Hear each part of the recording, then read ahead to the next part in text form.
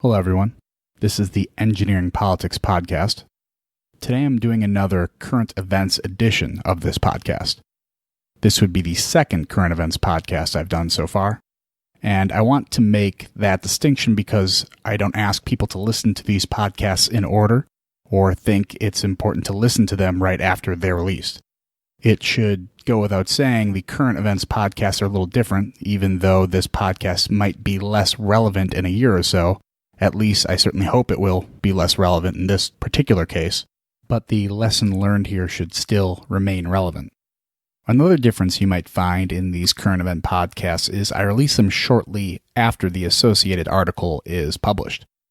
You might have noticed I release podcasts several months after I've written the material and published the written content. I do this mostly because I started the podcast way after I started the website, and I'm catching up a little bit. But when I write an article on a current event, I want to get the podcast out shortly after the content is published to ensure the event is still relevant. In this case, I'm going to talk more about the pandemic of 2020. This will go over the content I wrote about in an article titled Pandemic 2020, Pro-Life versus the Economy. You can find this on the current events page on engineeringpolitics.com. This is the second current events topic I covered on the COVID-19 pandemic.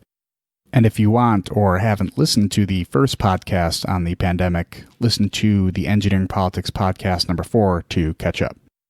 I will also be going over some promotional material and opportunities at the end of the podcast. I like doing this because it's a lot of repeat information for regular listeners of the Engineering Politics Podcast and gives those people an option of skipping that information. But I would love for new listeners to hear what I have to say, and if you like this podcast or my other content, please tell your friends and family about it. It's always good to have more listeners and keep building this community. Well, that's it for now. Let's get the show started. You're listening to the Engineering Politics Podcast.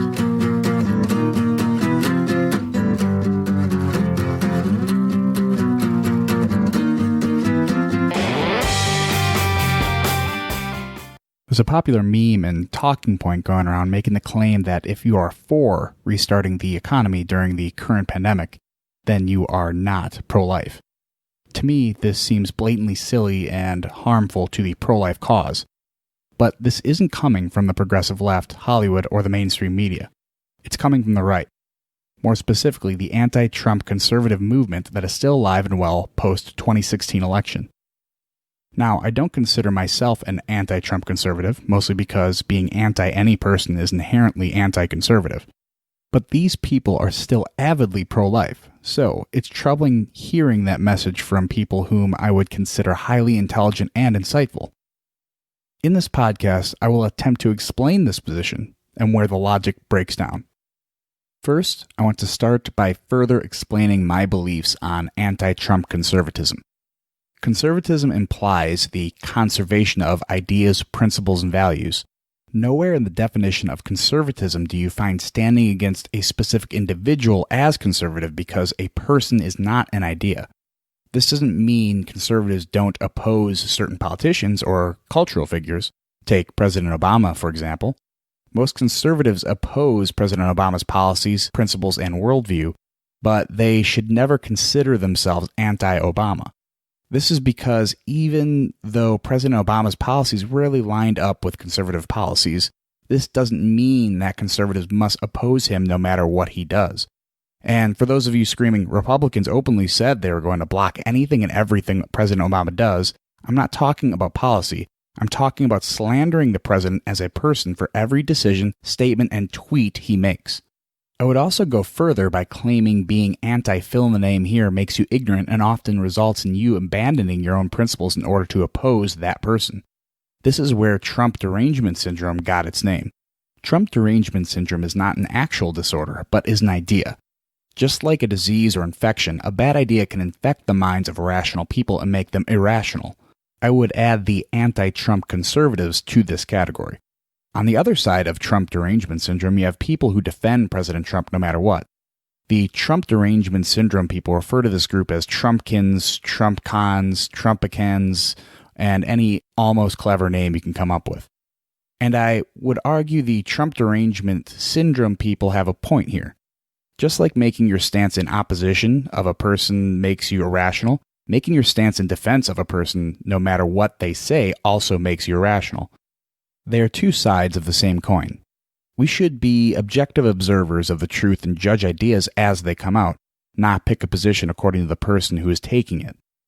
I realize I may have no friends by this point in this podcast, but I do think it's important to point out this intellectual dishonesty before continuing.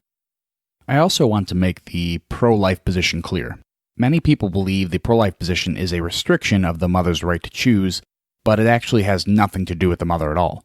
Pro-life has no greater impact on women as it does men in a sense of whose rights the position is trying to protect. Men and women are proportionally affected, meaning affected equally, by abortion because both males and females are aborted. The straw man built by the pro-choice advocates is pro-lifers just want to control women's bodies.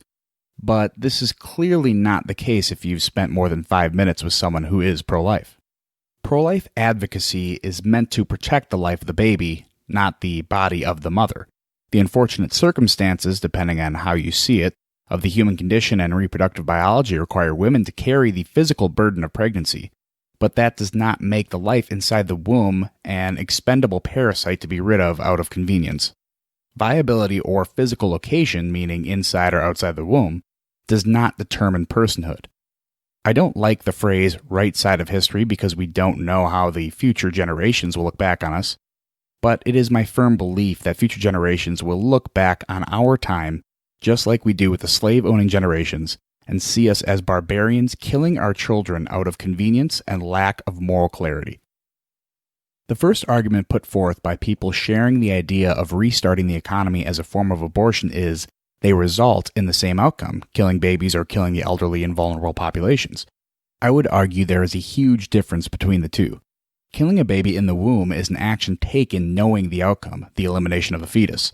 Restarting the economy comes at a risk of spreading disease to more people, therefore likely increasing the deaths from the disease, but this is not an action with the intention of death. It's really a better argument that it's an action to prevent death. Many conservative and libertarian politicians and commentators argue that an economic depression will lead to despair and suicide. According to the National Center of Biotechnology Information, the suicide rates rise during a depression and fall during expansion.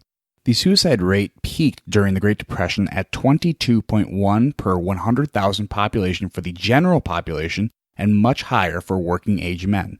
According to the Center of Disease Control, the suicide rate as of 2018 is 14.2 per 100,000 population. With a large depression looming from the forced government shutdown, we could see that number increase towards the Great Depression-era suicide rate. The suicide and despair argument makes sense, but I don't like to cite this as a main reason to open up the economy because it's very similar to the pro-choice argument for abortion. This leads to the second and more powerful argument for opening up the economy and abortion comparison, which is the arguments for both are the same. Pro-choice advocates argue one of the main reasons women get abortions is because they aren't ready to be mothers or take on another child, and being forced to do so will harm their mental health. To me, this argument makes sense, but still doesn't justify killing babies. In my honest attempt to provide statistical data to back up the claim of abortion improving the mental health of the mother, I found more counter-evidence supporting the opposite claim, an increase in suicides in women who had abortions. I won't cite any of the sources here because those studies did not really prove a causal chain, and for the sake of argument, I want to work on the assumption that the mental health of the woman remains unchanged. So, does that make the defenses for opening up the economy and abortion the same? Not exactly. Medical treatment and care must be provided to the sick during this pandemic. We also must continue to innovate and find ways to decrease the effects of this illness and find ways to prevent it in the future. These are all functions of a free economy or a fixed market where government solves the problem. As I have explained in many articles before, a free market solves these problems much more efficiently and effectively than a centralized power can in a fixed market. Please see the Free Market of Ideas article in podcast number 6 as an example. Luckily, in these times of government-mandated shutdown, many of these companies and logistics services have been deemed essential services and remain operational. Most conservatives would normally find a problem with the government dictating what is essential and non-essential because each individual's livelihoods depend on that categorization. We must understand deaths in an economic depression are not only caused by despair, but also by a lack of food and medicine. As prosperous of a country the U.S. is, these items will run out if manufacturers aren't able to produce them or people don't have the resources to buy them. The easiest solution for this dilemma is for government to step in and use taxpayer dollars to continuously subsidize the people and businesses in need. This brings us closer and closer to long-term redistributive policy that will remain intact after this pandemic is over. To fight this, we must not give in to the government bribing us with our own money and digging a deeper hole for the next generation to get out of. The same argument against reopening the economy because it will cause more death can be made if we don't reopen the economy. At least reopening will give that choice to the people and allow them to take their own risks. Abortion doesn't allow any decisions or risks to be taken on by the unborn child because they will never have that opportunity. This is where the third argument is made as a right to life for the unborn and at-risk populations alike. The unborn child has a right to life, and so do the people at the higher risk of dying from this disease. Liberty comes into conflict with itself when the concept is taken too far. But I think this idea comes from the misunderstanding of liberty and what our liberties are. We all have the right to life. This belief automatically disapproves of abortion in any circumstance unless the mother's life is in danger, which is extremely rare. But does it disapprove of risking other people's health during a pandemic? I would say no. Your right to life does not extend to your right to not get sick. Unless someone gets sick with the intention of weaponizing their body to infect others, the right to life liberty does not apply. Intention in this case does matter. If we outlaw any action that does not explicitly cause death, but results in a measurable amount of death, we would have to outlaw actions like driving cars. A pushback on this understanding is the case of drunk driving that results in death. Even if there was no intention to kill, the drunk driver is still held responsible legally. This is a better comparison to opening up the economy when you know there's a dangerous bug going around, but it still doesn't make a strong argument. In the case of drunk driving, the driver knowingly drank to excess and drove a vehicle while impaired. Again, this is more similar to the example of someone knowingly getting sick and weaponizing their body. A more accurate comparison would be someone with undiagnosed epilepsy driving their car, having a seizure, and killing someone while driving. This is an unfortunate situation, but it's not illegal. The final argument is these stay-at-home orders don't appear to be unconstitutional or illegal. This is correct, but it doesn't mean we shouldn't push back on them because they can still have more negative consequences than the sickness itself. The problem is, we really don't know as much as we would like to about this virus, but we do know about the human condition and what happens when government is allowed to control people's lives in a way that restricts their liberties. We can disagree on what the best policy is to control the situation. I did not write this article or record this podcast to influence or advocate for a certain policy. What I did want to accomplish is to disarm this talking point about how you can't be pro-life and want to reopen the economy at the same time. Economics is the study of trade-offs. We evaluate risk and take chances hoping the benefits outweigh the consequences. This was true before the pandemic, it's true during the pandemic, and it will be true after the pandemic. Comparing that risk to some passive form of abortion, especially by pro-life advocates, hurts the pro-life argument and is insulting to the case. I get it. These are strange times. But let's try to keep our heads on straight and find solutions rather than creating more problems and division.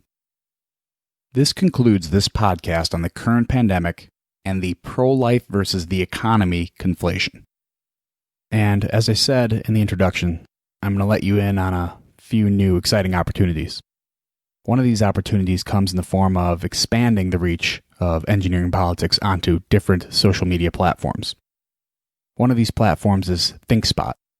ThinkSpot is a new platform surrounded around healthy discourse, diversity of thought, and challenging ideological assumptions, which makes sense considering one of the creators of ThinkSpot is Jordan Peterson. ThinkSpot is different than other platforms like Twitter and Facebook because the tools within ThinkSpot are optimized to promote healthy discourse instead of shutting it down. An example of this is something like the traditional like button, that has been replaced with several quick options to share constructive praise or criticisms. ThinkSpot, as of today, is currently in a closed beta testing process. You can sign up to join the closed beta, but I will make sure to let you know when the full version is released. Another social media platform featuring engineering politics is the Rubin Report community. The Rubin Report, created and hosted by Dave Rubin, is a subscription-based community. This separates this platform from the others because trolls and bots are not willing to pay a subscription fee, no matter how small, to troll a community. Although this platform is filled with content created by the Rubin Report, there is another element to what Dave is trying to create.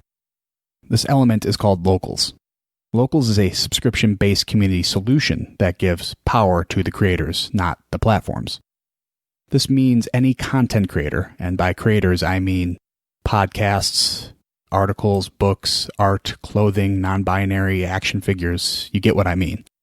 But any creator can start a Locals community and produce content for their audience. Supporters of that community can consume free content or pay a subscription fee to consume limited subscriber content.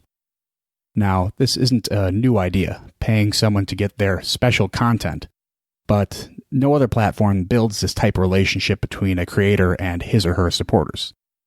And of course, engineering politics is part of this community and has its own community. Actually, one of the first communities ever created on Locals. So, this is me asking if you enjoy this content, whether in this podcast format or on the website. Please join the Engineering Politics Locals community at engineeringpolitics.locals.com. You can show your support by paying a monthly subscription fee so I can keep producing independent content. Or you can just join the community for free and get its content right away as it's released. The only way we can build a culture of independent thought, honest debate, and free speech is by building communities like these. So let's build a community together. For more on Locals community, read my new article titled Building a Community on my website on the written content page. Well, you made it to the end. Until next time, this is the Engineering Politics Podcast.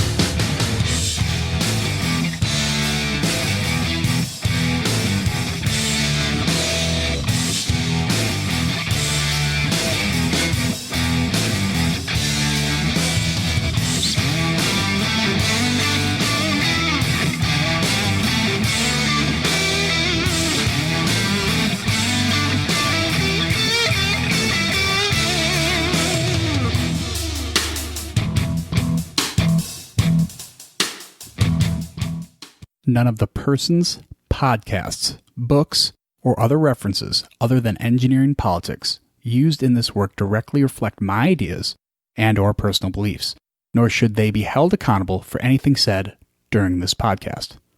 Thank you for listening.